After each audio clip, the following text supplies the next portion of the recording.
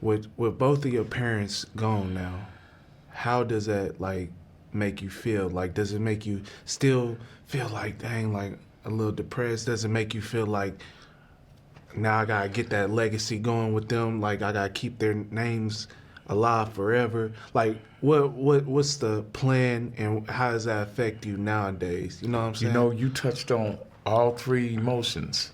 It's amazing. I didn't go to, Daddy's burial for maybe 10 years. Yeah. And then, I went and I looked up and he's in the mausoleum and I cried and I was thinking, I felt powerful in a way. Because in the way I looked up there and I remember who he was and the laughter, the joy, the tears came and I believed I could, do it. I tell a story about how, when you were little and we always tell Pawpaw we loved him.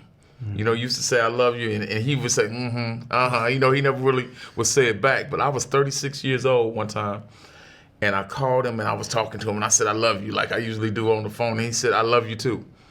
And when he hung up the phone, I started crying, and I felt powerful. I was like, my father loved me, and I didn't know how much I needed to hear that, and different things. And I was just like, and I felt that at his site too.